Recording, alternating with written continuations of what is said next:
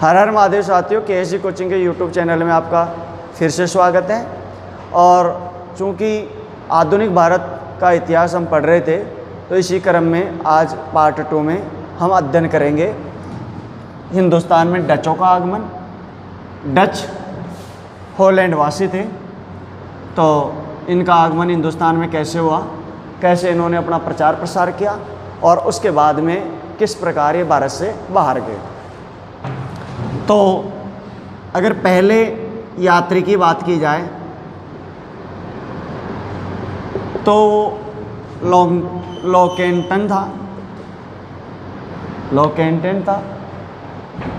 और ये 1583 में जलमार्ग से हिंदुस्तान आया था। थल मार्ग से हिंदुस्तान आया था। थल मार्ग से क्या आया था? हिंदुस्तान आया, लोकेंटन। ठीक है। इसके बाद में अगर दूसरे यात्री की बात की जाए, जो हालांकि ये जो शुरुआती तौर में आया था, इसका विवरण बहुत कम उल्लेखनीय जगहों में मिलता है और जिसका वास्तविक उल्लेख मिलता है पहला यात्री, जिसका कई अभिलेखीय साक्ष्य जिसे मिलते हैं,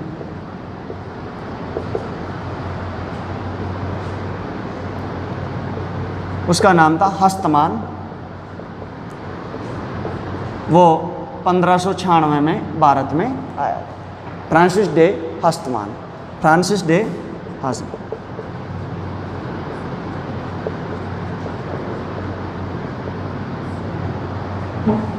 ठीक। तो ये तो यात्री आए थे। एक था लोकेंटन 1583 में थल मार्ग से आया था, लेकिन पहला यात्री जिसका अभिलेखीय साक्ष्य मिलता है उसका नाम था फ्रांसिस डे हस्तमान, जो 1596 में भारत में आया था। क्लियर। अब दूसरी बात की जाती है कि इन्होंने भी जैसे ईस्ट इंडिया उसकी जो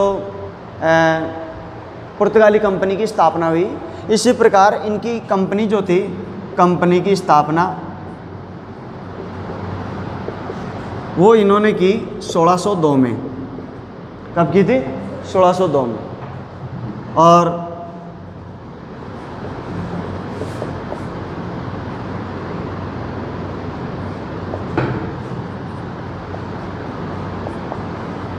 इस कंपनी का नाम था वेरिंगदो हस्तो इंडिसे।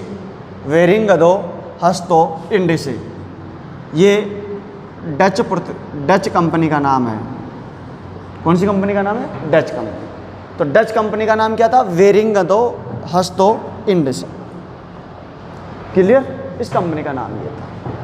सबसे पहले आपको ये याद रखना है, ये सरकारी कंपनी थी। कौन सी कंपनी थी? सरकारी कंपनी थी। तो इसका मतलब किसका अधिकार होगा? सरकार का अधिकार था। बात समझ आएगी।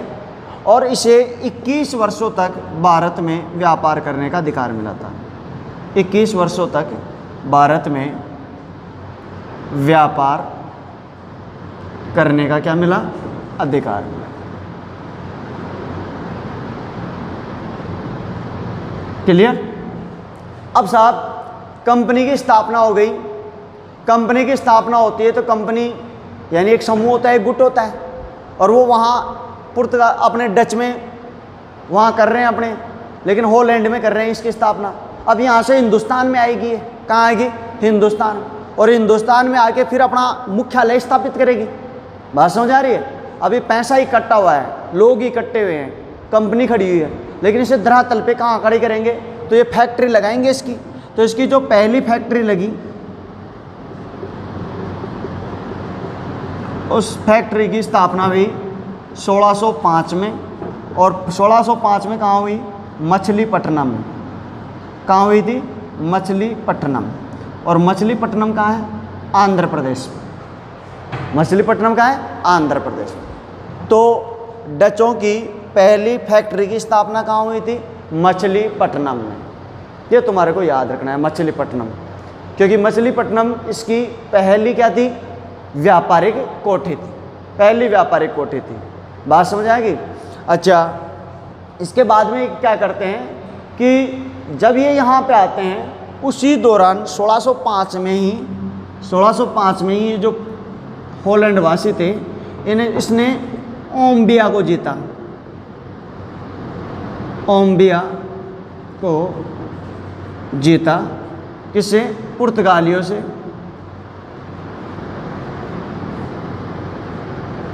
और ये ओम्बिया कहाँ है? दक्षिणी पूर्वी एशिया में। और दक्षिणी पूर्वी एशिया में इंडोनेशिया का एक पार्ट है। किसका पार्ट है? इंडोनेशिया का। तो 1605 में एक तरफ इन्होंने मछलीपट्टनम में अपनी एक कंपनी स्थापित कर दी और दूसरी तरफ 1605 में इसने ओम्बिया को जीत लिया। ओम्बिया को जीतने का मतलब ये था कि ये दक्षिणी पूर्वी एशिया में जो जा रहे हैं, तो दक्षिणी पूर्वी एशिया में जाने का इनका एक ही उद्देश्य था कि ये मसालों पर एकाधिकार जमाना चाहते थे। तो अगर इसका उद्देश्य पूछा जाए, उद्देश्य कंपनी का उद्देश्य, तो इसका उद्देश्य था मसालों पर एकाधिकार। मसालों पर एकाधिकार, इसके लिए हिंदुस्तान में आए थे। देखो डच का मतलब क्या होता है? डच का मतलब होता है डाकी। डच का मतलब क्या था? डाकी। खाने के लिए क्या था? ये डाकी था। तो इसका मुख्य उद्देश्य मसालों पर एकाधिकार के लिए था। बात समझ आएंगे? तो इसने मसालों पे ऊपर ज़्यादा फोकस किया। और मसालों की बात की जाए तो वो द्वीपीय कंट्रीज में ज़्यादा होगा। बात समझ आ रही है? दक्षिण पूर्वी देशों में। तो ओम्बिया पर अधिकार करके और इसने ये जता दिया कि इसका नेक्स्ट इरादा क्या है? ओम्बिया इधर की तरफ है। समझ आएगा? तो इसके अलावा 1613 में अगर ये मसालों की बात की जाए तो 1613 में इंडोनेशिया की राजधानी क्या है? जकार्ता। क्या है? जकार्ता। जकार्ता पर अधिकार किया।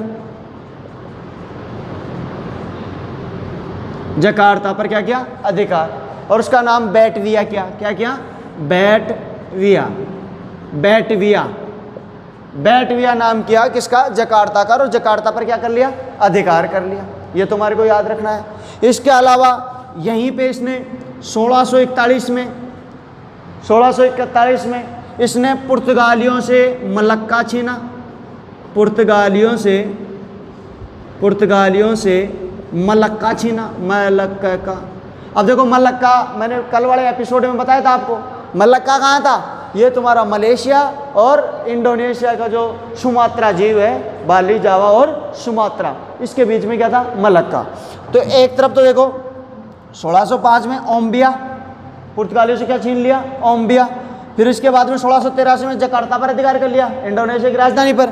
फिर 1641 में किस पर अधिकार कर लिया? मलक्का पर अधिकार कर लिया। बात समझ आ रही है? यानी दक्षिणी पूर्वी एशिया पर इसने पूर्णतः घेर लिया। कौन से? दक्षिणी पूर्वी एशिया पर। इसके अलावा 1648 में इसने श्रीलंका पर अधिकार कर लिया। किस पर अधिकार कर लिया? श्रीलंका पर अधिकार कर लिया। क्लियर? तो ये दक्षिणी पूर्वी एशिया की तरफ ज़्यादा झुक रहा था बजाय ये भारत की तरफ। भारत में ये सिर्फ दक्षिण की तरफ ज़्यादा फैला। क्यों? क्योंकि इसका मुख्य उद्देश्य क्या था? कंपनी का उद्देश्य क्या था? मसालों पर एकाधिकार। बात समझ आ गई? तो मसालों पर एकाधिकार करना चाहता था और इसकी पहली फैक्ट्री कहाँ थी? मछलीपट्टनम में। अब भारत में वो कहाँ कैसे कैसे कंपनियां स्थापित करता है, आप इसका पहले एक स्क्रीनशॉट ले लीजिए। अब देखो भारत में डचों के केंद्र, ठीक।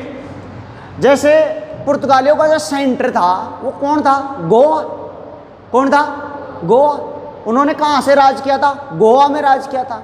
तो इनका सेंटर कौन था? तो इनके सेंटर की बात की जाए तो पहला जो मेन सेंटर था उसका नाम था, जो 1610 में स्थापित किया गया, और वो था पुलिकट।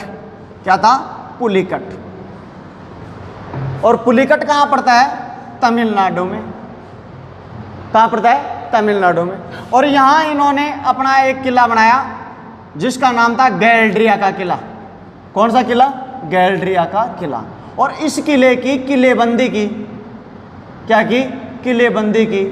तो हिंदुस्तान के एकमात्र किला था जिसकी किलेबंदी की थी। समझ आया क्या?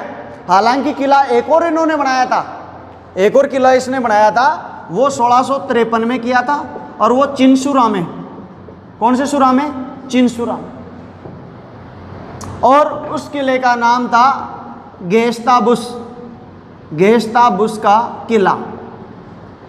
लेकिन इस किले की उसने किलेबंदी नहीं की थी, क्योंकि उसकी सेंटर या राजधानी कौन सी थी? पुलिकट।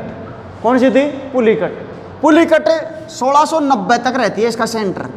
कब तक रहती है? 1690 तक। और 1690 के बाद में सुपुलिकट की जगह इसकी राजधानी हो जाती है नागपट्टनम। कौन सी हो जाती है? नागपट्टनम। नागपट्टनम भी कहाँ पे है? तमिलनाडु में।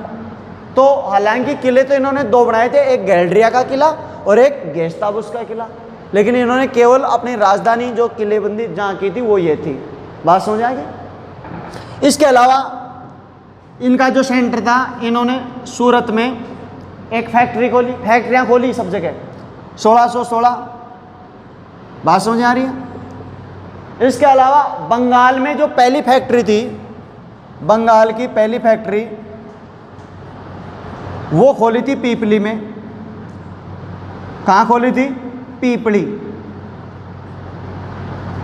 लेकिन बाद में इस फैक्ट्री को चेंज करके और बालासोर कर दिया था। कहाँ कर दिया था? बालासोर। और बालासोर कहाँ पड़ता है अभी वर्तमान में? उड़ीसा में। कहाँ पे पड़ता है? उड़ीसा में। समझ आएगा? तो ये इसके सेंटर थे पुलिकट, नागपट्टनम, सूरत, पीपली, बालासोर, चिनसुरा, समझ आएगा, हुगली, ये सभी इसके सेंटर थे। अच्छा जी, अब व्यापार की नीति देखते हैं कि ये किस तरीके से हिंदुस्तान के ऊपर व्यापार करते थे। तो इन्होंने दो व्यापार प्रधानता से किए, और इसके लिए आप इस नक्शे से समझो। हिंदुस्तान का ये नक्शा है दक्षिण भारत का, और इसमें दो तट हैं। एक इधर वाला तट, इसको कौन सा तट कहा जाता है? मालाबार तट। कौन सा तट कहा जाता है? मालाबार तट, जो केरल की तरफ पड़ता है। और ये जो तट पड़ता है उसका नाम है कोरोमंडल तट। कौन सा तट? कोरोमंडल तट। और ये कहाँ पड़ता है? तमिलनाडु में पड़ता है। कहाँ पड़ता है? तमिलनाडु में। मालाबार कहाँ पड़ता है? केरल में। तो ये जो तट था मालाबार तट, इससे उन्होंने यहां से उन्होंने मसालों का व्यापार किया। किसका व्यापार किया? मसालों का व्यापार किया। और जो कोरोमंडल तट था तमिलनाडु, उससे उन्होंने सूती वस्त्र का व्यापार किया। किसका व्यापार किया? सूती वस्त्र। तो याद रखना, पहली बार सूती वस्त्र के व्यापार को प्रसिद्ध किसने किया था? डचों ने। किसने किया था? डचों ने। और इसके लिए वो कौन से तट का प्रयोग करते थे? कोरोमंडल तट। समझ आ रहा है? और मसालों के व्यापार के लिए कौन से तट का प्रयोग करते थे? मालाबार। तो मालाबार में यानी केरला में सर्वाधिक मसाले पाए जाते हैं। मसालों की राजधानी कौन सी है? केरला। समझ आ रही है? तो ये केरला एक मसालों की राजधानी के रूप में डेवलप हो जाती है। और अगर डचों की देन की बात की जाए, डचों ने हिंदुस्तान को क्या दिया, तो याद रखना, पहली बार सूती वस्त्र का व्यापार जो किया था वो किसने किया था? डचों ने किया था। और डचों से ही ये टेक्नोलॉजी ली थी अंग्रेजों ने। किसने ली थी? अंग्रेजों ने। और अंग्रेज इसके व्यापार के महत्व को समझ के और यहाँ से सूती वस्त्र की सारे कच्चे माल को वहाँ ले जाते थे, फैक्ट्रियाँ बनाते थे। तो ये तुम्हारे को याद रखना है, सूती वस्त्र का व्यापार। तो इसके दो तट थे। और इसके अलावा यहाँ जो उत्तरी सरकार तट था, वहाँ से नील का, सोरे का और अफीम का, इसका व्यापार किया जाता था। नील, सोरे और अफीम। अफीम देखो, ज़्यादातर अफीम ये चाइना वालों को बेचते थे। समझ आएगा? तो चाइनीज बिल्कुल अफीमची हो गए थे खा खा के। और नील, सोरे, इनका सारा व्यापार यहीं से कर रहे थे। ये तुम्हारा कौन सा था? उत्तरी सरकार तट, जो उड़ीसा के तट के पास है, उड़ीसा। और ये कुछ हिस्सा इसका आंध्र प्रदेश में भी आ जाता है। तो नील, सोरे, अफीम, इनका व्यापार किया, सूती वस्त्रों का व्यापार किया, और तीसरा किसका किया? मसालों का व्यापार किया। बात समझ आ गई? और इसने प्रसिद्ध किसको किया था? सूती वस्त्र के व्यापार को प्रसिद्ध किया। बात समझ आ गया? और लास्ट में आप इसका एक स्क्रीनशॉट ले लो ताकि मैं बता देता हूँ। और डचों की जो चुनौती समाप्त हो जाती है हिंदुस्तान से, वो 1759 में हो जाती है। और 1759 में एक युद्ध लड़ा गया था जिसे कहते हैं वेदारा का युद्ध। कौन सा युद्ध? वेदारा का युद्ध। डच वर्सेज अंग्रेज, ठीक है। अंग्रेजों का लॉर्ड क्लाइव और डचों का कर्नल फोर्ड। और इस युद्ध में, वेदारा के युद्ध में, डच अंतिम रूप से क्या हो गए? पराजित हो गए। और जब ये पराजित हो गए तो ये हिंदुस्तान से निकल जाते हैं। इनको कोई समस्या नहीं थी निकलने से। क्यों? क्योंकि देखो हर किसी के पास अपनी ज़मीन होती है। अगर ज़मीन होती है तो वो निकल के चला जाता है। जैसे अगर पुर्तगालियों की बात की तो पुर्तगालियों को कौन सी ज़मीन मिल गई थी? वेरी गुड, पुर्तगालियों को मिल गई थी दक्षिणी अमेरिका। कौन सी मिल गई थी? दक्षिणी अमेरिका। तो वो वहाँ चले गए। अगर डचों की बात की जाए, डच, तो डचों को कौन सी मिल गई? दक्षिणी पूर्वी एशिया। तो यहाँ इनकी जो ज़मीन थी वो इंडोनेशिया, बाली, जावा, सुमात्रा, श्रीलंका, मलेशिया, ये जो द्वीप थे इधर की तरफ ही आराम से विसर्जित हो जाते हैं, यहाँ पे चले जाते हैं। तो वेदारा का युद्ध, इसमें डच अंग्रेजों से अंतिम रूप से क्या हो गए? पराजित हो गए। और यहाँ से अंतिम रूप से पराजित। तो ये क्वेश्चन पूछा भी जा चुका है, किस युद्ध में डच पराजित हो गए थे? वो वेदारा का युद्ध है। ठीक है, इसका आप स्क्रीनशॉट ले सकते। ये रॉबर्ट क्लाइव है भाई, रॉबर्ट क्लाइव है। अब बात की जाए भाई इसके पतन के कारण क्या थे? डचों के पतन के कारण क्या थे? तो इनके पतन के 3 कारण देखे जाते हैं। पहला, कमजोर समुद्री शक्ति। देखो पुर्तगालियों की समुद्री शक्ति बहुत ताकतवर थी, इसलिए लास्ट तक यानी 1961 तक वो गोवा पर अधिकार बनाए रखे। बात समझ आ गया? तो उन्होंने छोड़ा नहीं। कमजोर समुद्री शक्ति के बाद में दूसरा कारण था सरकारी नियंत्रण। कंपनी कौन सी थी? हमेशा सरकारी थी। तो सरकार का नियंत्रण तो वैसे रहेगा, कमजोर रहता है। बात समझ आ गई इतनी दूर। और तीसरा इसका कारण था भ्रष्ट एवं अयोग्य अधिकारी। और इसका एक चौथा कारण और था जो कंपनी का स्वयं का कारण था, मसालों में रुचि। ये 12 से ये चीज़ देख चुके थे कि मसाले यहाँ पे इतने ज़्यादा नहीं मिल रहे, तो इनकी रुचि, मेन जो व्यापार की रुचि थी, वो कंपनी का मोटो क्या था? मसालों पर एकाधिकार। तो मसालों पर एकाधिकार इनको मिल नहीं रहा था यहाँ से। हालांकि सूती वस्त्र भी मिल रहा था, मसाले मिल, लेकिन वो कम मिल रहे थे। तो यहाँ से सदैव के लिए इनकी चुनौती क्या हो जाती है? समाप्त हो जाती है। तो डच यहाँ पे 1759 के वेदारा के युद्ध के बाद में समाप्त हो जाते हैं, जबकि पुर्तगाली जो थे वो 1761 तक ऑपरेशन विजय तक यहीं पे थे। बात में समझ आएगी? 1961 तक, सॉरी। तो यहाँ से फिर उनको ऑपरेशन विजय करके भगाया गया था। तो पुर्तगालियों का पतन का कारण था कमजोर समुद्री शक्ति, दूसरा था सरकारी नियंत्रण, तीसरा था भ्रष्ट एवं अयोग्य अधिकारी, और चौथा था मसालों में रुचि होना, जिसके कारण वो अपना ध्यान यहाँ फोकस ही नहीं कर पाए। जबकि पुर्तगालियों के पतन की बात की जाए तो उनके 2 पतन के कारण थे। एक तो क्या था? इनकी रुचि मसालों में थी और उनकी रुचि किस में थी? सोने में। तो पूत को हमेशा क्या चाहिए? सोना। तो पूत माँ बाप की सेवा क्यों करता है? सोने के लिए करता है, भाई अपने को सोना मिल जाए। बात समझ आ गई? तो सोना, जो दबा हुआ सोना है, दक्षिण अफ्रीका का दबा हुआ सोना, तो दक्षिण अफ्रीका का दबा हुआ सोना। और डच होता है वो डाकी होता है, और डाकी होता है तो उसे क्या चाहिए? मसालेदार चटपटे खाने पाना चाहिए। बात समझ आ गया? तो डच डाकी और पूत सोना। वो सोने के लिए दक्षिण अफ्रीका चला गया और ये मसाले के लिए दक्षिणी एशिया चला गया, दक्षिण पूर्वी एशिया। वो तो दक्षिणी पश्चिम की तरफ गया और ये किसकी तरफ गया? पूरब की तरफ चला गया। ये देखो, अगर बाहर से बात की जाए तो ये इधर आ गया पश्चिम की तरफ, और ये किधर चला गया? पूरब की तरफ। दोनों किधर गए? दक्षिण में। बात समझ आएगी? तो ये आप इसके स्क्रीनशॉट ले लीजिए। अब देखो, अब हम अध्ययन करेंगे अंग्रेजों का भारत आगमन। किसका करेंगे? अंग्रेजों का भारत आगमन।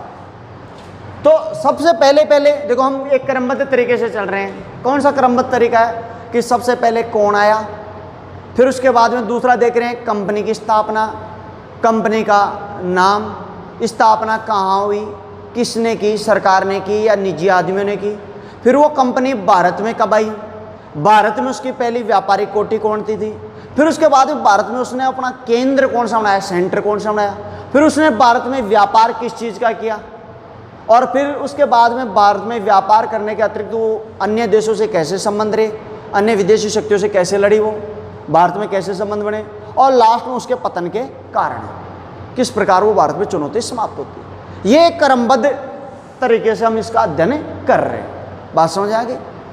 तो अब जैसा कि हमारा क्रम है उसी क्रम में हम लेते हैं कि पहला अंग्रेज यात्री,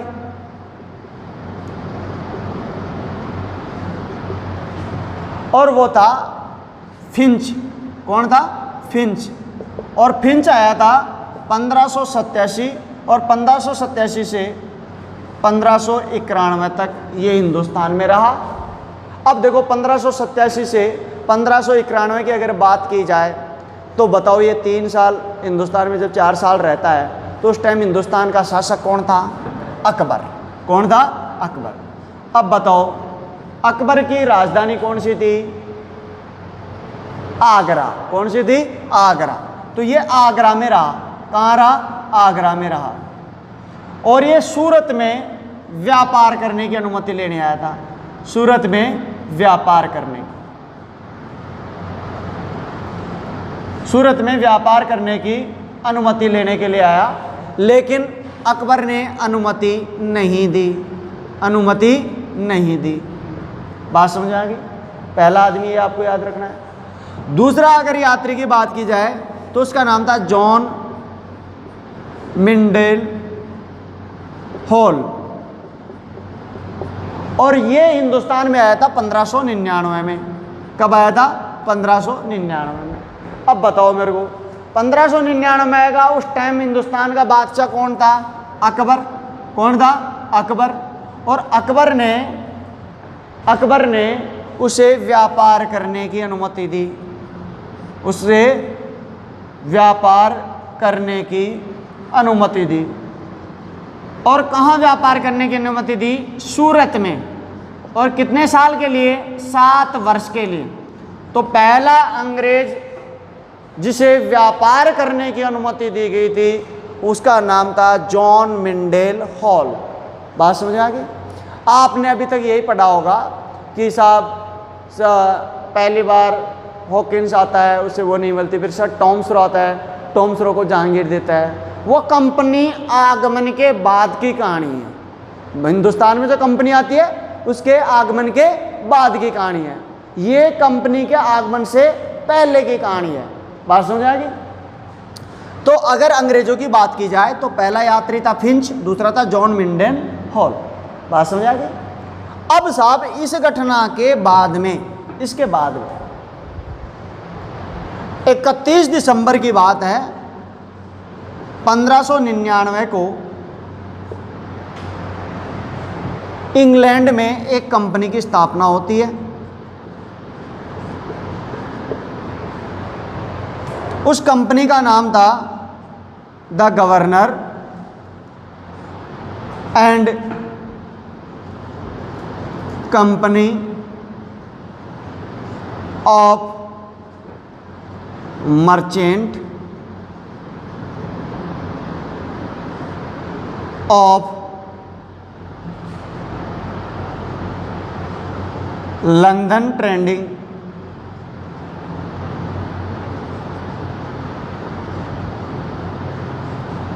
इन to the East India, into the East India. तो 31 दिसंबर 1599 को 217 व्यक्तियों ने एक कंपनी खड़ी की थी, और उस कंपनी का नाम क्या था? The governor and the company of merchant. Merchant यानी व्यापारियों की, ऑफ लंदन, किसकी? लंदन की, trading into the East India, trading यानी व्यापार करेगी कहाँ, इनटू द ईस्ट इंडिया, पूर्वी भारत पर व्यापार करने के लिए। यानी ईस्ट इंडिया कंपनी का पूरा नाम ये था। ईस्ट इंडिया कंपनी का पूरा नाम क्या था, the governor and company of merchant of London trading into the East India. इस कंपनी की स्थापना कब हुई थी, 31 दिसंबर 1599। कहाँ स्थापित हुई थी, इंग्लैंड में। और उसका स्थापना कितने व्यक्तियों ने की थी, 217 व्यक्तियों ने की थी। 217 व्यक्ति इसके शेयर होल्डर थे, शेयर होल्डर भाई, इन्होंने पैसे दिए थे। अब स्थापना के समय की अगर बात की जाए तो उस समय एक तो ब्रिटेन में तो राज कौन कर रहा था, महारानी एलिजाबेथ। कौन कर रही थी, महारानी एलिजाबेथ। और अगर भारत की बात की जाए, भारत में, तो भारत में उस टाइम शासक था अकबर। कौन था, अकबर। अभी हालांकि अभी SSC HSL का एग्जाम लगा था और उसमें ये पूछा कि ईस्ट इंडिया कंपनी की स्थापना के समय भारत का बादशाह कौन था, तो वो कौन था, अकबर। क्योंकि 1599 में स्थापना हो गई थी। और स्थापना कहाँ हुई है, लंदन में हुई है। कहाँ हुई है, लंदन में। अभी ये भारत में नहीं आई है। बात समझ आएगी। इसके 217 शेयर होल्डर्स हैं। और महारानी एलिजाबेथ के पास जब ये जाते हैं तो इन्हें 15 वर्ष का व्यापारिक अधिकार दिए गए। क्या दिए गए, व्यापारिक अधिकार। कि भाई आप ठीक है व्यापार करने जा रहे हो कि यहाँ, कहाँ जा रहे हो, कि जब हम ईस्ट इंडिया की तरफ जा रहे हैं। बोला कि जब आप जाओ, हम आपको 15 साल के लिए क्या देते हैं, व्यापारिक अधिकार देते हैं। बात समझ आ गया। तो ये व्यापारिक अधिकार 15 वर्षों के लिए दिए गए और ये किसके द्वारा दिए गए, महारानी एलिजाबेथ के। बात समझ आ गई। और ये उस समय भारत का जो बादशाह था वो था अकबर। तो ये था भारत जो ईस्ट इंडिया कंपनी की स्थापना। क्लियर। आप इसका एक स्क्रीनशॉट ले लीजिए। अब देखो इस कंपनी का जो प्रारंभिक नाम था, प्रारंभिक नाम तो वो था मर्चेंट एडवेंचर। मर्चेंट एडवेंचर इसका प्रारंभिक नाम था। और 1694 में ब्रिटिश सम्राट ने पूरे अंग्रेजों को भारत में व्यापार करने की अनुमति दी।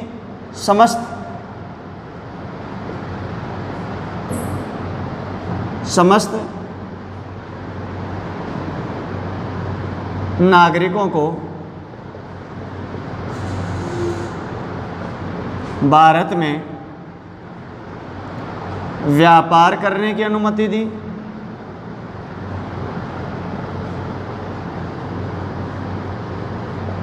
अब जब भारत में व्यापार करने की, भाई पहले व्यापार करने की अनुमति किसको दी थी, the governor and company of merchant of London trading in to the East India. सबसे पहले व्यापार करने की अनुमति इस कंपनी को दी गई थी केवल। बात में समझ आया।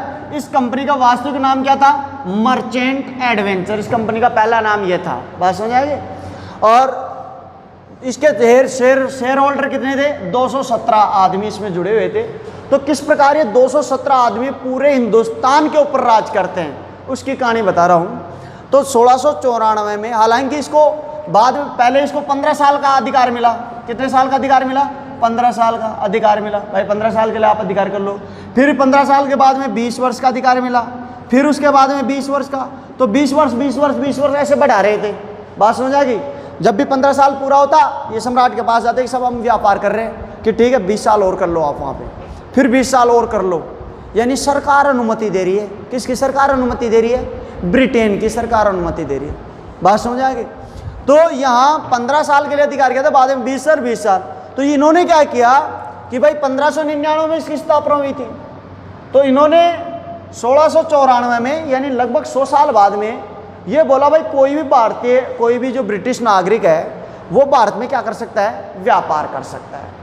तो जब इस बात का उनको पता लगा तो 1698 में इस कंपनी के खिलाफ एक कंपनी खड़ी हो जाती है।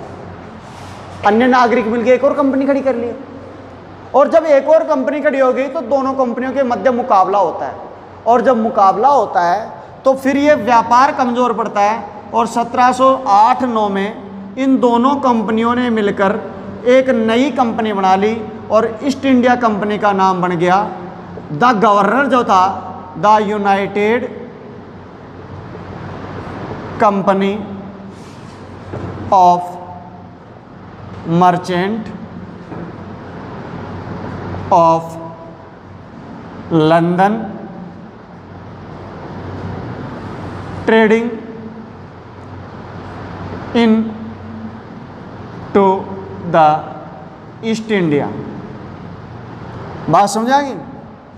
तो याद रखना, इसका पहला जो नाम था वो तो नाम था मर्चेंट एडवेंचर, दूसरा नाम था इसका the governor and company of merchant of London trading into the East India, और फिर 1708-9 में इसका फाइनल नाम हो गया था, उसका नाम था द यूनाइटेड। गवर्नर की जगह क्या कर दिया? The united company. पहले तो द गवर्नर एंड कंपनी थी, अब क्या कर दिया? The united company. यूनाइटेड यानी संगठित, और उसमें उसके जो विरोधी कंपनी थी उसको भी मिला लिया था। बात समझ आ गई?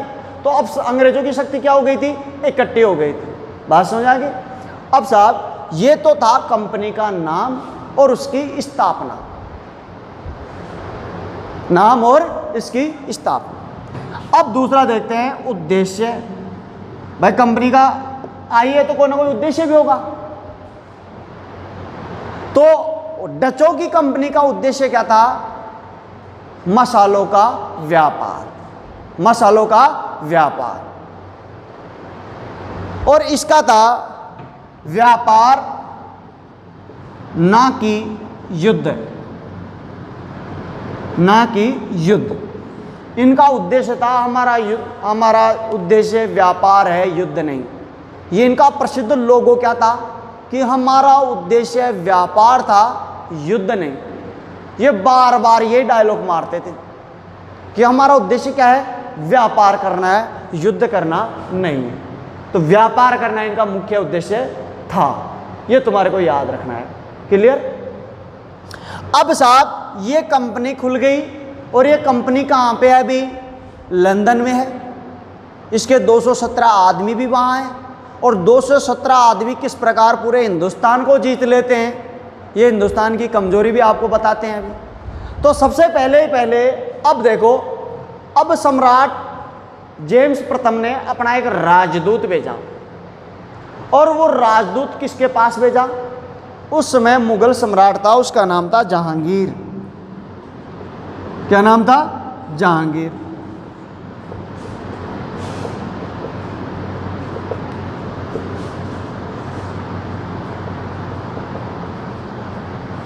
क्लियर?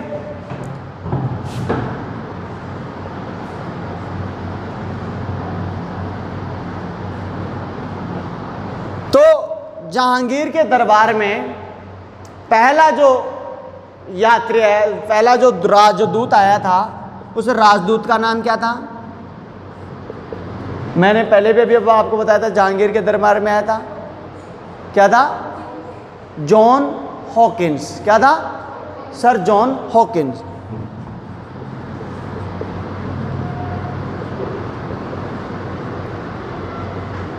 अब देखो, सर जॉन हॉकिंस की अगर बात की जाए तो मैंने इसके बारे में 3-4 चीज़ें जब आप मेरे पास जहांगीर पढ़ रहे थे तो बताया था।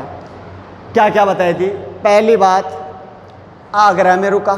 कहाँ रुका? आगरा। दूसरी बात, उसे 400 का मनसब दिया। कितने का मनसब दिया? 400। तीसरी बात, वो फारसी भाषा का अच्छा जानकार था। तीसरी बात, और चौथी बात, उसे व्यापार करने की अनुमति नहीं दी गई। तो मैंने ये सभी चीज़ें जहांगीर में पढ़ाई दी थी। यानी इसे व्यापार करने की अनुमति नहीं दी गई, व्यापार की अनुमति नहीं दी। इसने फारसी भाषा में बात की। कौन सी भाषा में बात की? फारसी भाषा में बात की। तीसरा, इसे 400 का मनसब दिया, 400 का मनसब दिया, समझेगा। और चौथा, इसने मुलाकात कहाँ की थी? आगरा में, आगरा के किले में इसने मुलाकात की थी। क्लियर? ये चारों चीज मैंने बता दी थी। लेकिन होता क्या है कि भारत के जो ये सूरत के व्यापारी जो थे, सूरत के व्यापारियों ने इसका विरोध किया। सूरत के व्यापारियों ने इसका क्या किया? विरोध किया। और सूरत के व्यापारियों ने जब इसका विरोध किया तो सूरत के व्यापारियों ने सेटिंग करके और अपनी दरबार में सेटिंग करके और उसके कान में डलवा दी, किसके? जहांगीर के, कि ये चोर है और यहाँ पे लूटने आया, कोई मतलब वाली बात नहीं, हम व्यापार कर रहे हैं, क्या दिक्कत आ रही है। और जहांगीर के ये बात जच गई और उसने इस जो सर जॉन हॉकिंस आया उसको बिना व्यापार की अनुमति दिए यहाँ से निकाल दिया। बात समझ आ गई? यहाँ से निकाल तो दिया, लेकिन ये याद रखना कि 1608 में 7 में पहली व्यापारिक कोठी स्थापित कर दी। पहली व्यापारिक कोठी अंग्रेजों ने इस कंपनी की स्थापित की, और वो कहाँ स्थापित की? सूरत में। कहाँ पे की? सूरत। बात समझ आएगी? उन्होंने सूरत के व्यापारियों को रिश्वत दे दा के और उनसे कैसे भी थोड़ी सी जगह लेके और एक व्यापारिक कोठी स्थापित कर ली। तो पहली अंग्रेजों की व्यापारिक कोठी कौन सी थी? सूरत। कौन सी थी? सूरत। ये तुम्हारे को याद रखना। कब की थी? 1607। अब बताओ, क्वेश्चन चेंज हो गया कि भारत में व्यापारिक कोठी के समय, स्थापना के समय, भारत में अंग्रेजों की व्यापारिक कोठी की स्थापना के समय भारत का बादशाह कौन था? जहांगीर था। कौन था? जहांगीर। क्योंकि 1605 से लेके और 1627 तक मुगल बादशाह कौन था? जहांगीर। बात समझ आ रही है? तो ये चीज यहाँ पे इस तरीके से देखनी है कि पहला जो दूत आया था उसका नाम था सर जॉन हॉकिंस, लेकिन उसे व्यापार करने की अनुमति नहीं दी गई। बात समझ आ गई? हालांकि 1612-13 में जहांगीर ने एक आदेश द्वारा सूरत में व्यापार के लिए अनुमति दे दी थी। सूरत में कोठी की अनुमति दी थी, स्थापित तो 7 में कर दी थी। उसने कब दी थी? 12-13 में अनुमति दी थी। 1612-13 में जहांगीर ने अनुमति दी थी। बात समझ आ गई? केवल कहाँ पे? सूरत में। और वो कहाँ पे व्यापार करने के लिए आ रहे हैं? पूरे भारत में, पूरे भारत में।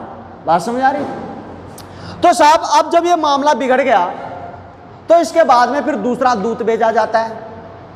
अंग्रेज क्या करते हैं? दूसरा दूत भेजते हैं। और उस दूसरे दूत का क्या नाम था? उसका नाम था सर टॉमस रो। क्या नाम था? Sir Thomas Roe.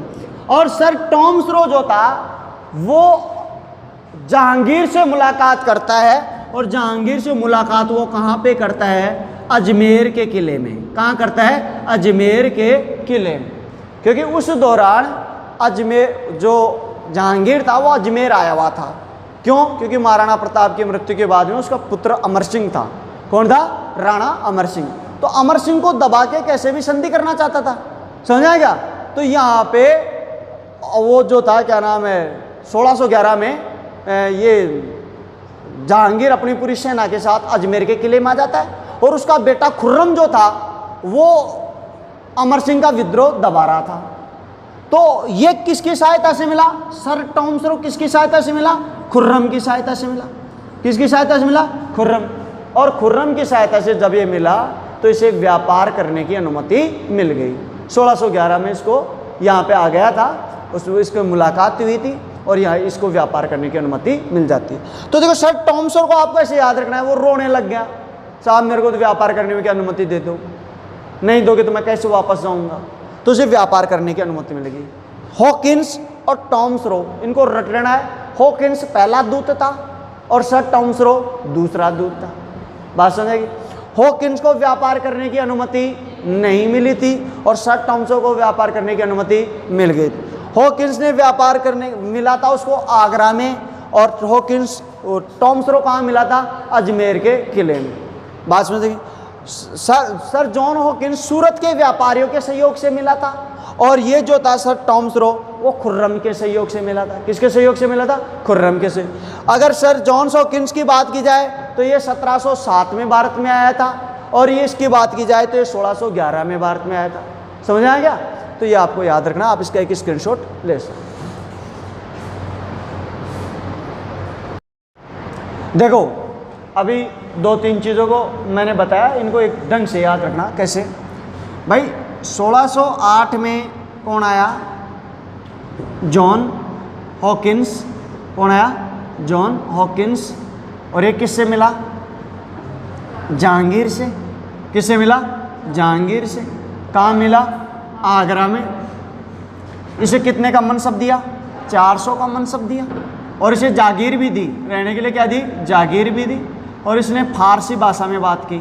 कौन सी भाषा में बात की? फारसी भाषा में बात की। फारसी भाषा में बात करता है, लेकिन होता क्या है कि जो सूरत के व्यापारी थे, कौन से व्यापारी थे? सूरत के व्यापारी। वो सूरत के व्यापारी उनको बहका देते हैं पुर्तगाली। कौन बहका देते हैं? पुर्तगाली। तो पुर्तगालियों ने किसको बहका दिया? सूरत के व्यापारियों को। किसको बहका दिया? सूरत के व्यापारियों को। और सूरत के व्यापारियों को जब बहका दिया तो सूरत के व्यापारियों ने क्या किया कि सूरत के व्यापारियों ने ये बात बहका दी किसको? जहांगीर को। किसको बहका दी? जहांगीर को। और जहांगीर को यह कहा जाता था कि वो कान का कच्चा था, उनकी बातों पे क्या कर लेता था? यकीन कर लेता था। अच्छा ये चक्कर है। तो वो 3 साल दरबार में रहा था, 1608 से 1609, 1610 और 1611। 3 साल दरबार में रहा था। 3 साल जैसे उसने बात सुनी और उसको दरबार से भेज दिया, दरबार से निष्कासित कर दिया, निष्कासित कर दिया। तो ये सम्राट जेम्स प्रथम का पहला दूत था। सम्राट जेम्स प्रथम का पहला दूत था, पहला राजदूत था, जो व्यापार की अनुमति प्राप्त करने में क्या रहा? असफल रहा। व्यापार की अनुमति प्राप्त करने में क्या रहा? असफल रहा। हाँ, इसकी एक सफलता जरूर हाथ लगी। क्या हाथ लगी? देखो कि जब ये 1608 में आया था सूरत में, तो उसने क्या किया कि सूरत के व्यापारियों से बहुत अच्छा मजबूत संगठन की बनाया था, मैत्री की थी। तो उन व्यापारियों ने क्या किया, बोला कि देख वो साहब हमारे को इतना अधिकार तो नहीं है, लेकिन आप अगर दुकान ही खोल रहे हो तो 2 दुकानों की जगह तो हम दे देंगे। तो 1608 में पहली फैक्ट्री की स्थापना हुई थी, और वो कहाँ हुई थी? सूरत में। कहाँ पे हुई थी? सूरत में। और ये जहाज से आया था, जहाज से। तो अपने साथ 2 जहाज लेके आया था, और अपने साथ आदमी भी लेके आया था। भाई दूत था तो पूरा डेकोरम लेके आया था। तो उन व्यापारियों ने कहा भाई हमारे को ये पावर नहीं है कि हम आपको रख सके, लेकिन हम आपका जहाज यहाँ पे खड़े रख लेंगे, आप यहाँ व्यापार करना चाहते हो तो कर लो।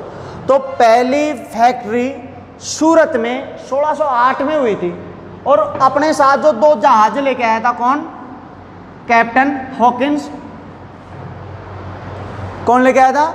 Captain Hawkins. अब कैप्टन हॉकिंस तो आ गया था कहाँ पे? आगरा में। अरे ये तो सूरत से कहाँ पे आ गया था? आगरा में, यहाँ पे इनसे मिलने। और ये सूरत में जहाज खड़े हैं। जहाज़ों को जमीन पे थोड़ी चलाएगा, वो कहाँ पे खड़े थे? समुद्र में खड़े थे। तो उनके लिए वो अपना एक कैप्टन छोड़ देता है जिसका नाम था बेस्ट, कैप्टन बेस्ट।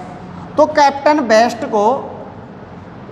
बेस्ट को यहाँ व्यापार करने की अनुमति दे दी, व्यापार करने की अनुमति दे दी। बात समझ में आ गई? तो अगर प्रश्न आए, पहली बार अंग्रेजों ने फैक्ट्री कहाँ स्थापित की थी?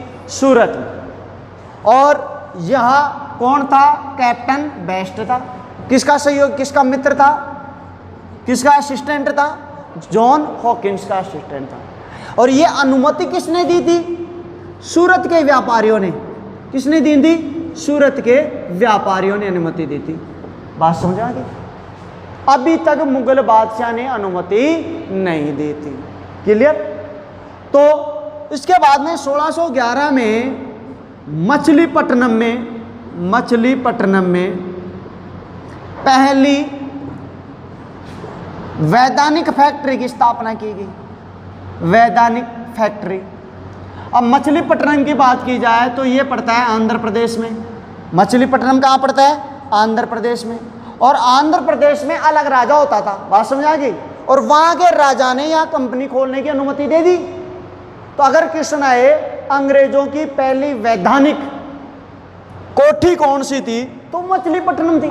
क्योंकि सूरत में किसी ने, अरे अपने शाहपुरा में कोई आदमी है, अपन किराया दे दें, अपन खुद ही किराएदार है, अपन किराया दे दें, अपनी जमीन थोड़ी सरकार की है तो जमीन, बात समझ आएगी। तो सीधी सी बात है कि मछलीपट्टनम पहली वैधानिक राजधानी थी, पहली वैधानिक फैक्ट्री थी, समझा क्या, जिसे अनुमति दी गई थी वहां के सुल्तान के द्वारा। क्लियर? लेकिन इसमें एक चीज याद रखना कि ये पूर्वी तट पर स्थापित पहली फैक्ट्री थी। पूर्वी तट पर, पूर्वी तट पर, यह क्वेश्चन पूछा जा चुका। अंग्रेजों की पूर्वी तट पर स्थापित पहली फैक्ट्री कौन सी थी? कौन सी थी? मछलीपट्टनम। कौन सी थी? मछलीपट्टनम। बोला नहीं जाता आपसे, है ना, जबकि लिखा भी दिया गया। तो 1611 में इसने मछलीपट्टनम की स्थापना कर दी। और इससे आगे 6 फरवरी 1613 को जब इसको भगा, देखो 1611 में इसको भगा दिया, यहां से भगा दिया, लेकिन 6 फरवरी 1613 को उसको बड़ा पश्चाताप होता है। अपन किसी को भगाते थे, फिर बाद में लगता है यार आदमी तो सही था, क्योंकि जहांगीर बता बेवड़ा किस्म का आदमी था, दारू पीते रहता था 24 घंटे, बात समझा क्या। और ये जो जॉन हॉकिंस था, इसको क्या पिलाता था? शराब पिलाता रहता था। तो इसके काफी अच्छा घनिष्ठ मित्र था। तो 1613 में उसने जो ये सूरत में ये फैक्ट्री स्थापित करने की अनुमति किसने दी थी? व्यापारियों ने। उस व्यापारियों की अनुमति को उसने परमिशन दे दी, बात समझ आएगी। तो सूरत में व्यापार अनुमति दे दी, बात समझ आए। तो पहली बार किसने व्यापार करने की अनुमति दी थी? जहांगीर ने। किसने दी थी? जहांगीर। और किसके समय ब्रिटिश दूत आए थे? जहांगीर के समय। किसके समय ईस्ट इंडिया कंपनी की स्थापना हुई थी भारत में? भारत में अगर बात की जाए तो जहांगीर के समय। क्लियर? अब 1613, अब अंग्रेजों का थोड़ा साहस बढ़ता है कि यार अब मामला बैठ सकता है। तो उन्होंने दूसरे आदमी को भेजा, और दूसरे आदमी को 1615 में भेजा, और उस आदमी का नाम था सर टॉमस रो। क्या नाम था? Sir Thomas Roe. और सर टॉमस रो 1615 में कहाँ पे पहुंचा? सूरत में। कहाँ पे पहुंचा? सूरत। अरे उनकी फैक्ट्री कहाँ है? सूरत में। तो तुम्हारा मकान है वहीं पे तो आओगे सबसे पहले। तो ये सूरत में आता है, और सूरत में आके और फिर साहब 1616 में ये मुलाकात करता है जहांगीर से। किससे मुलाकात करता है? जहांगीर से। और ये मुलाकात करता है कहाँ पे? Fort magazine. फोर्ट मैगजीन, जिसे किसका दुर्ग कहते हैं? अजमेर का किला। कौन सा किला? अजमेर का किला। और अजमेर के किले में ये किससे मुलाकात करता है? जहांगीर से। और जहांगीर इसे क्या करने की अनुमति देता है? व्यापार करने की अनुमति देता है। तो पहली बार जहांगीर ने व्यापार करने की अनुमति किसे दी थी? सर टॉमस रो को व्यापार करने की अनुमति दी। व्यापार करने की अनुमति दी, नंबर 1 बात। और इसका सहयोग किसने किया? इसका सहयोग किया था खुर्रम ने। किसने किया था? खुर्रम ने। खुर्रम का मतलब शाहजहां, समझ आएगा। खुर्रम ने इसका सहयोग किया था। और ये 1618 तक मुगल दरबार में रहा। 1618 तक आ रहा, मुगल दरबार में रहा, बात समझ आ गई। इसके अलावा अब देखो यहाँ पे अंग्रेजों को हिंदुस्तान के अंदर, पूरे हिंदुस्तान के अंदर व्यापार करने की अनुमति मिल गई। पूरा हिंदुस्तान का मतलब क्या है? पूरा हिंदुस्तान का मतलब है कि जहां जहां मुगलों की सल्तनत है, बात समझ आ रहा है? पूरे हिंदुस्तान का मतलब क्या है? जहां जहां मुगलों की सल्तनत है वहां अधिकार मिला है पूरे सल्तनत। और मुगलों की सल्तनत अभी यहाँ पे गोलकुंडा राज्य अलग है, समझा क्या? ये उड़ीसा राज्य अलग है, समझा क्या? ये ऐसी बहुत सी रियासतें अलग थी। तो सबसे पहले ये जाते हैं, अब अंग्रेज, अब इनका मुगलों का मामला खत्म हो गया, समझा क्या? तो मुगलों से खत्म होते ही सबसे पहले जाएंगे ये 1532 में। और 1532 में जाते हैं गोलकुंडा में। कहाँ पे जाते हैं? गोलकुंडा में। और गोलकुंडा का सुल्तान था अब्दुल्ला। क्या नाम था? अब्दुल्ला। और अब्दुल्ला ने इन्हें 500 पैगोडों के बदले, कितने पैगोडों के बदले? 500 पैगोडों के बदले जितने भी गोलकुंडा के जितने भी ये थे समुद्री बंदरगाह थे, उन पे व्यापार करने की अनुमति दे दी। बोला आप हमारे को 500 पैगोडा दे देना और फिर आप पूरे समुद्री जो क्या नाम है बंदरगाह है, आप उन पे राज मतलब वो कर सकते हो। क्या कर सकते हो? व्यापार कर सकते हो। अंग्रेज बड़े खुश हुए। तो ये 500 जो वो मिला, इससे इनको बहुत बड़ी ताकत मिल गई। आप इसका एक स्क्रीनशॉट ले सकते हो।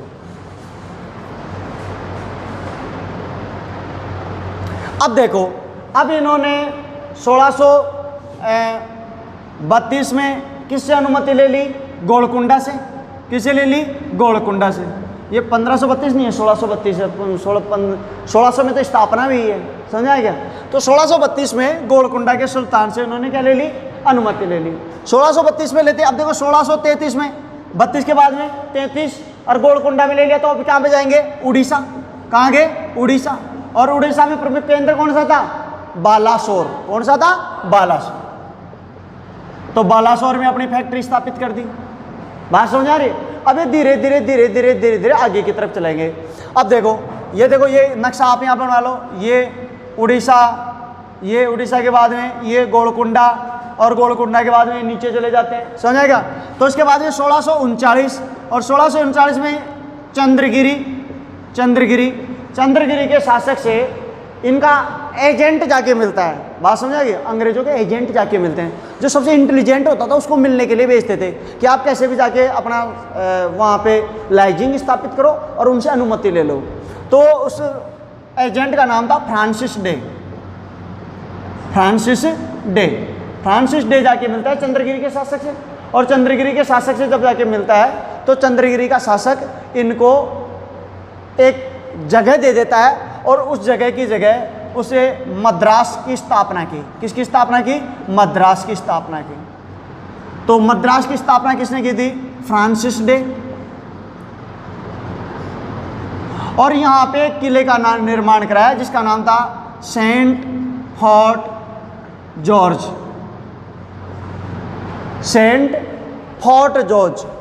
समझ आ गया? तो ये अंग्रेजों का पहला दुर्ग था। ये अंग्रेजों का क्या था? पहला दुर्ग। और यहीं से अंग्रेजों की जो नीति थी उसमें परिवर्तन परिलक्षित हो गया। कैसे हो गया? अंग्रेजों की कंपनी का मोटो था, और वो था भूभाग नहीं व्यापार। भूभाग नहीं व्यापार। इसका जो उद्देश्य था मेन, जिसमें ये काम कर रहा था, हमारे को भूभाग नहीं चाहिए, हमारे को क्या चाहिए? व्यापार। लेकिन देखो यहाँ पे पूरा चेंज हो गया, क्योंकि दुर्ग का निर्माण करने का मतलब क्या हो गया? भूभाग हो गया। ये तो सीधी सी बात होगी। तो ये 1651 में अपनी 1639 में चंद्रगिरी के शासक से फ्रांस डे ने मद्रास प्राप्त किया, और मद्रास में एक किले का निर्माण कराया जिसे सेंट फोर्ट जॉर्ज कहा जाता है। तो मद्रास का संस्थापक किसे कहा जाता है? फ्रांसिस डे को। किसको कहा जाता है? फ्रांसिस डे को। अच्छा, इसके बाद में आता है 1651। 1651 में ये क्या करते हैं?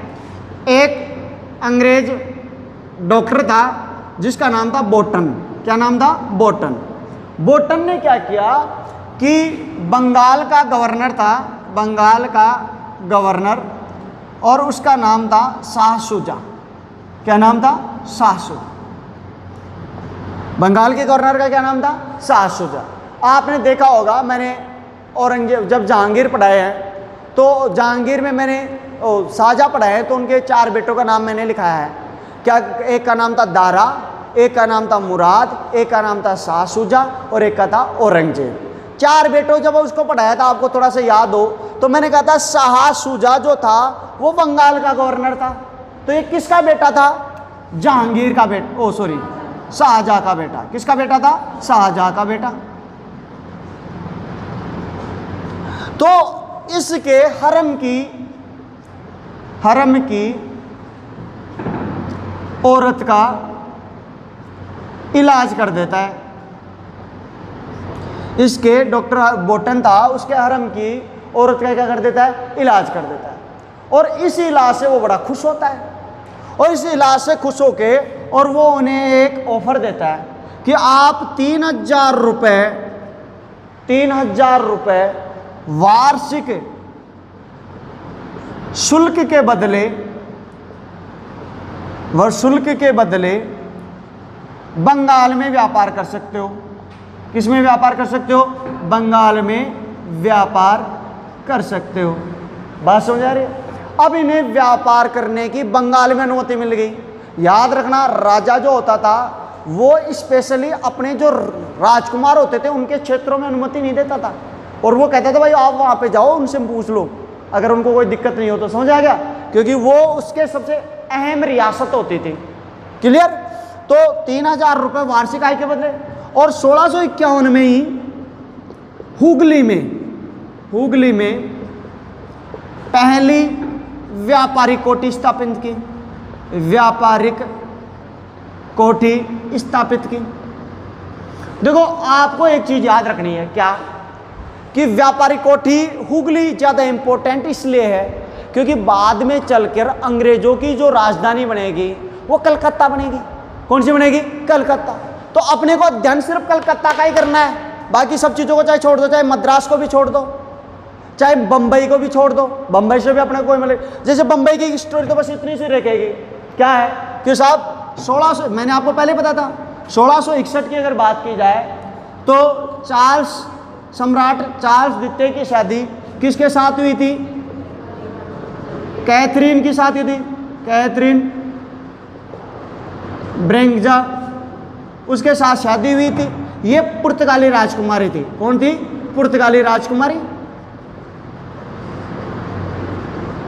और जब इसकी शादी होती है तो इसकी शादी में दहेज के तौर पे पुर्तगाली क्या देते हैं अपनी लड़की के साथ में, बम्बई। क्या देते हैं, बम्बई। बम्बई दहेज में दे देते हैं। किसको दे देते हैं, चार्ल्स सेकंड को, सम्राट चार्ल्स सेकंड को। भाई देखो अपने हैसियत के हिसाब से दहेज दिया करते हैं। अभी जैसे अपन गरीब आदमी है तो पिताजी के समय भाई रेडियो और साइकिल मिला था। मेरी शादी में क्या मिल गया था, मोटरसाइकिल मिल गया था। और बच्चों की शादी में क्या मिल जाएगी, गाड़ी वाड़ी मिल जाएंगी। तो अपनी हैसियत के हिसाब से तो दिया जाता है दहेज। अब राजा है तो पूरा का पूरा बम्बई नगर दे दिया दहेज में। बात समझ आएगी।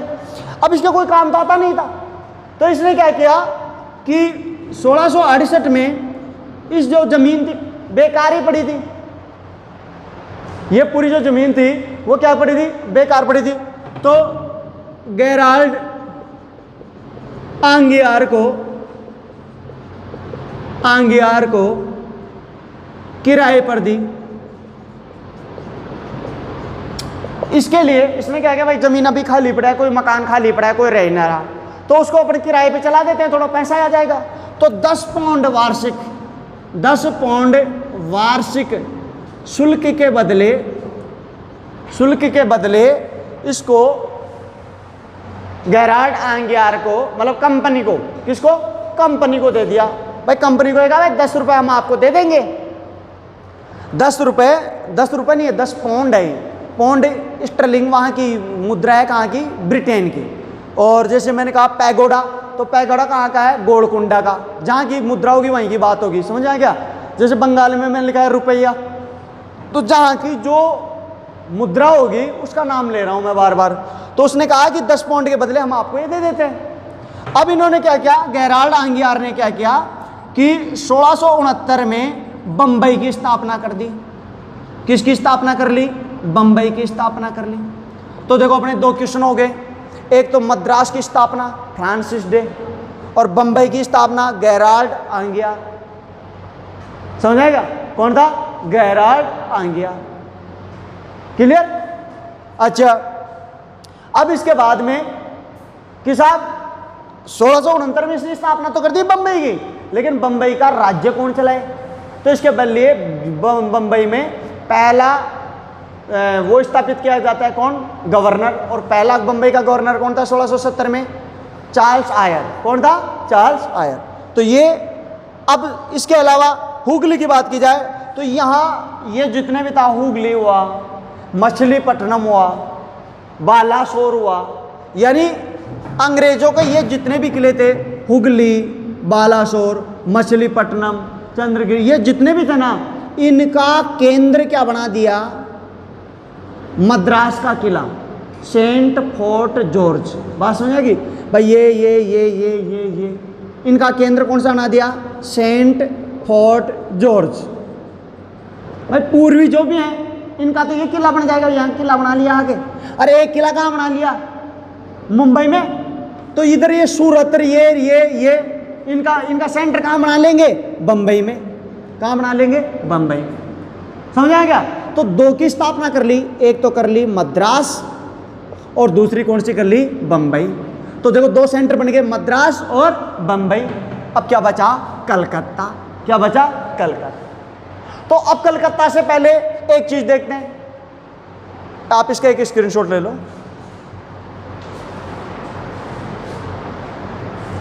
हाँ, तो ये जो सेंट फोर्ट जॉर्ज था, अब इसका क्या किया? 1658 में ये जितने भी केंद्र थे ये वाले, इनका केंद्र कहाँ बना दिया? सेंट फोर्ट जॉर्ज में। समझा क्या? और जो गैराल्डी आंगियार था, गैराल्डी आंगियार, इस पे अपने सारे केंद्रों को यहाँ स्थापित करेगा, क्योंकि इसको इसमें भी डर था। तो इसने 1687 में जो सूरत वगैरह ये जितने भी केंद्र थे, इसको यहाँ पे स्थापित कर दिया। बात समझ आ गई? अब इस दौरान एक चीज़ होती है कि 1658 से लेके और 1707 तक एक शासक था जिसका नाम था औरंगजेब। क्या नाम था? औरंगजेब। औरंगजेब दो बार अंग्रेजों के खिलाफ एक्शन लेता है। एक तो लेता है 1686 में। कब लेता है? 1686 में। 1686 में वो क्या करता है कि हुगली से अंग्रेजों को खदेड़ दिया। हुगली से अंग्रेजों को क्या कर दिया? बाहर खदेड़ दिया। और एक आदेश उसने जारी किया था 1701 में। कब किया था? 1701 में। औरंगजेब का कभी कभी दिमाग खराब होता था। उसने कहता था भारत के अंदर से एक एक आदमी को पकड़ो और एक एक यूरोपीय को बाहर निकालो। प्रत्येक यूरोपीय को भारत से बाहर निकालने का आदेश निकाल दिया, बाहर निकालने का आदेश दिया।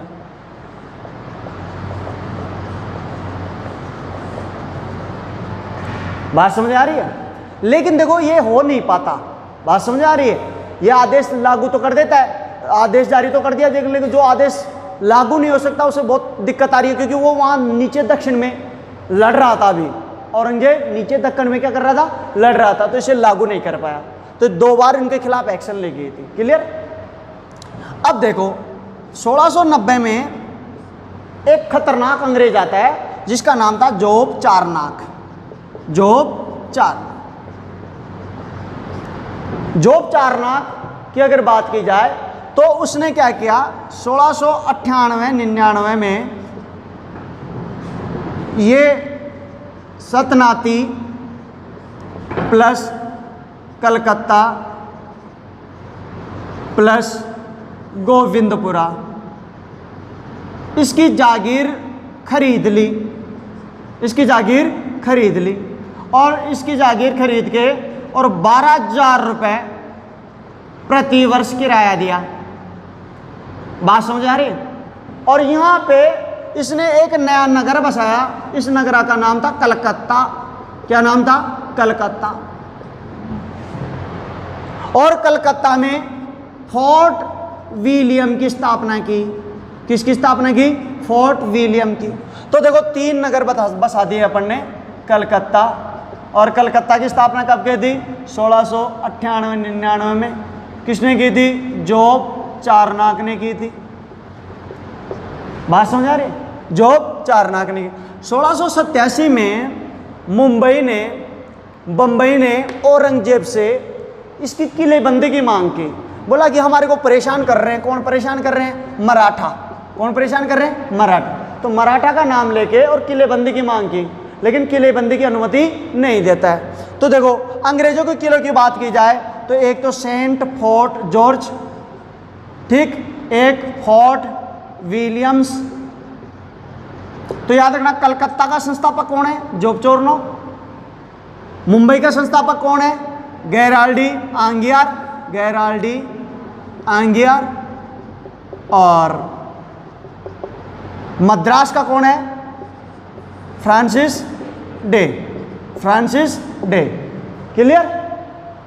तो यहां इन्होंने तीनों व्यापारिक किले स्थापित कर लिए, और किले स्थापित करने का मतलब एक तरह से इन्होंने अपनी पूरी धाक और अपनी पूरी सल्तनत कर ली।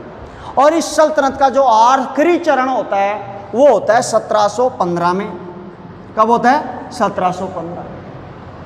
जॉन सरमन के नेतृत्व में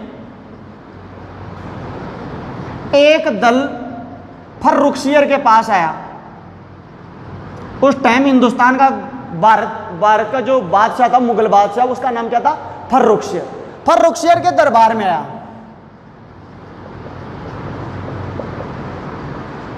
ठीक है।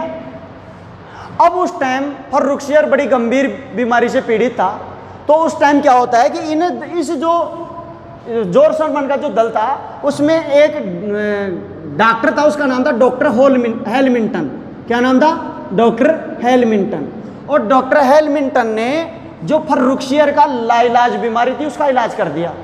और जैसे उसका इलाज करता है तब फर्रुखसियर इस घटना से खुश होकर और उसने 3 विशेषाधिकार दिए, और वो 3 विशेषाधिकार हिंदुस्तान के ऊपर अंग्रेजों की स्थापना के कारण बने। 3 विशेषाधिकार कौन कौन से थे?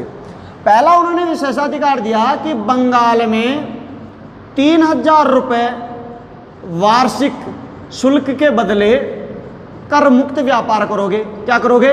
कर मुक्त व्यापार। और 3000 रुपये आप दे दोगे, और उनको एक परमिट जारी कर दिया, मुगल बादशाह का परमिट जारी हो गया कि आप इसको ले जाओ और बंगाल में फ्री में व्यापार करो।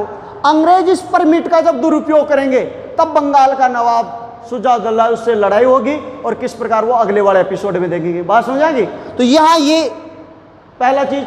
दूसरा, सूरत में 10,000 रुपए के बदले 10,000 रुपए के बदले कर मुक्त व्यापार।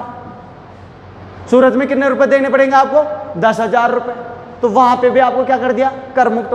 तीसरा और दिया। तीसरा क्या दिया कि बंबई की अगर बात की जाए तो बंबई में जो इनका किला था उसमें टकसाल में सिक्के डालने की अनुमति दे दी। किसकी डालने की अनुमति दी? सिक्के की। आप सिक्के डालो पूरे हिंदुस्तान में चलाओ। बात समझ आ रही है? तो इतिहासकार ओम्स ने इसको, इन जो व्यापारिक रियायतें दी गई इनको मैग्ना कार्टा का है। क्या कहा है? मैग्ना कार्टा, यानी मैग्ना कार्टा, जिसे कहते हैं महाधिकार पत्र। कौन सा पत्र? महाधिकार पत्र। महाधिकार पत्र इसका मतलब होता है, एक तो अधिकार होते हैं छोटे छोटे, और महाधिकार यानी सब कुछ अधिकार दे दिया इसको। तो इतिहास का मैग्ना कार्टा या महाधिकार पत्र किसको कहा जाता है? ये 1717 में दिया था। कब दिया था? 1717 में, जब इसका इलाज किया था। 1715 में दरबार में आए थे, डॉक्टर हेलमिंटन इसका इलाज किया था जॉर्ज सरमन के नेतृत्व में। अब इसके बाद में देखो, इनको बंबई मिल गई, कलकत्ता मिल गया, मद्रास मिल गया, बंगाल में व्यापार करने का पूरा अधिकार मिल गया, सूरत में व्यापार करने का अधिकार मिल गया, सिक्के डालने की अनुमति मिल गई। बात समझ आ रही है? तो अंग्रेज पूर्णतः स्थापित हो गए। अंग्रेज आए थे और उनकी नीति थी भूभाग नहीं व्यापार, भूभाग नहीं व्यापार, जबकि उन्होंने नीति चेंज कर दी, व्यापार नहीं भूभाग। समझ आ गई? तो अंग्रेज यहाँ हिंदुस्तान में स्थापित हो जाते हैं। आप इसका भी एक स्क्रीनशॉट ले लीजिए।